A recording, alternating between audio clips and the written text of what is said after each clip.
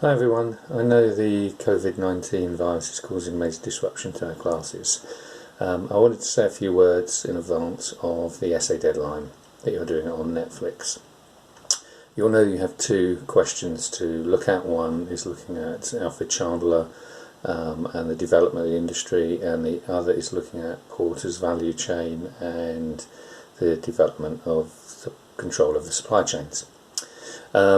A few comments first in terms of the general essays, and then I'll say a few words later in another short video about the specific questions and trying to address some of the issues in each one of those. Okay, the first thing I want to say is that both of the essays are designed to encourage you to be theoretical. So the first part of the essays explicitly state, here's an author, here's a set of theories they adopt. How do you interpret them in relation to this case study, Netflix? And so I'm expecting you to identify the elements of the theories that Porter or Chandler use, and I'm expecting you to develop some kind of understanding of how their theories can be applied to this case study. That doesn't mean you have to address every element of that theory. It does, particularly in the second case with Porter, imply that you should be able to prioritise certain elements of the theory and show that some are more relevant and more important than others. So you should be able to state which elements you think have the most importance. So that's the first point I want to make. Make them theoretical and then apply to the case study. It's not an essay about how much have I discovered about Netflix. So as you know, I make this kind of semi-serious joke that if you can write your essay with no reference to Netflix at all, you're probably doing a very good essay. It's not how much do I discover about this company, what they do, it's why do they do it. That's the important bit. Okay, second element about the essay structures and the way in which you can answer these questions. You'll know that I've put an essay guide on MyDundee in the assignments folder, so I want to say a few words about that. The first thing is the structure of your essay does matter enormously. So I expect there to be an introduction. Two of the problems that you get with student essays is their introduction is just a repeat of the question. I don't mind you repeating the question, that's not a big issue, a bit of a waste of time, but that's up to you. But more importantly, your introduction should say something about how you're going to answer the question. So it should indicate what your conclusion is in the essay, and therefore what the essay is going to cover in its answer. Now that might just be one sentence, it doesn't have to be a long discussion, it just needs to indicate the way in which you're going to answer this question specifically. Essays that don't do that and simply launch into the discussion again start to become quite descriptive in their approach, because they haven't identified a theory, they haven't identified their key conclusion from it, and therefore the reader is left wondering, what is this essay going to cover, how is it going to cover it, what order is it covering it, and why. Okay, so we need some direction for the reader in terms of the essay. Okay, second point is, oh my cough, I hope this isn't anything more serious than just a cough, is the way in which you structure the essay. So you want to be explicit about why you're covering one element and then another element and then another element of your essay. So are you going from most important to least important? Are you doing it alphabetically? Are you doing it from least important to most important? So you should be able to direct the reader in terms of how they understand your argument in your essay. Therefore, throughout the essay there should be in some way, again it could be just a very short comment about the way in which the element you've talked about links back to the question in hand, and how you therefore interpret the question in hand. Okay, and so I do want to see some element in which your thinking comes through, and it's not simply just a repetition of everything you've read about this case study or about the theory that you've identified and you're using.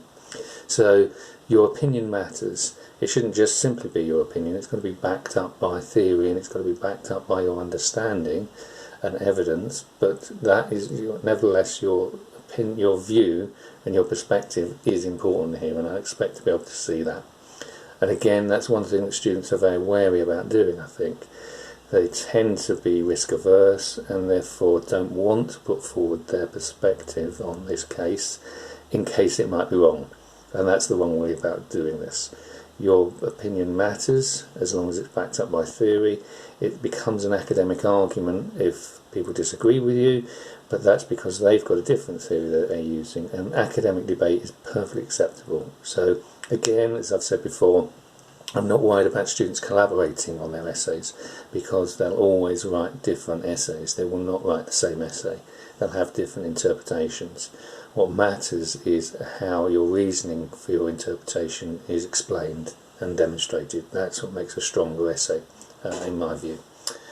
Okay, let me run on to a few other things. Materials and sources. A case study like this, there will not be many academic articles. There will be lots of journalistic articles.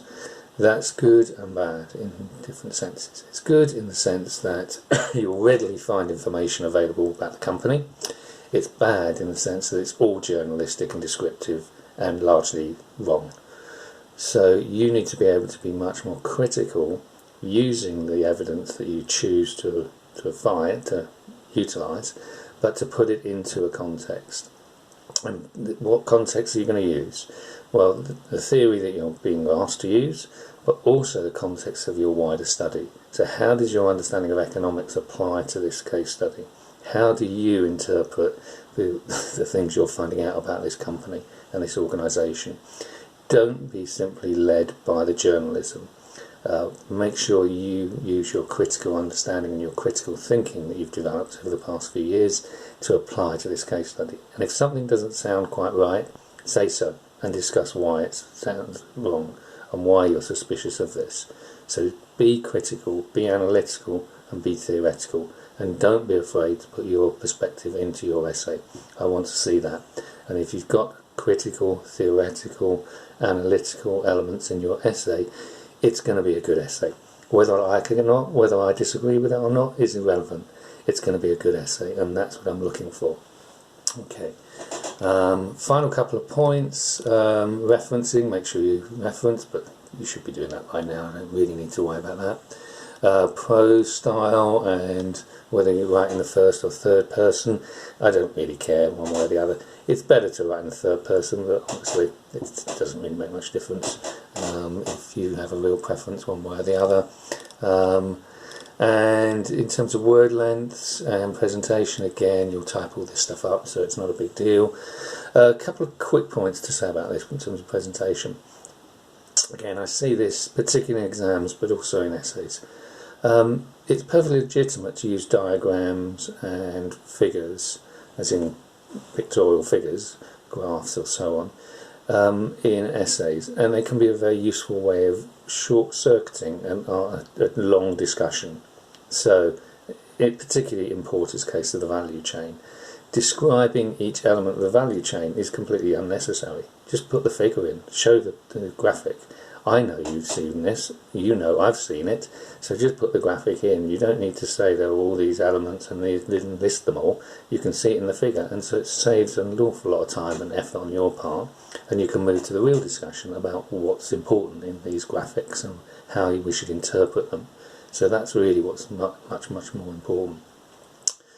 Okay, so let me say a few words about the specific essays, but I'll do those in 2 other quick videos as well, because otherwise this becomes too long.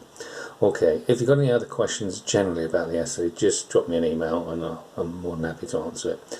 Okay, good luck and stay safe, and I hope you're okay. Cheers.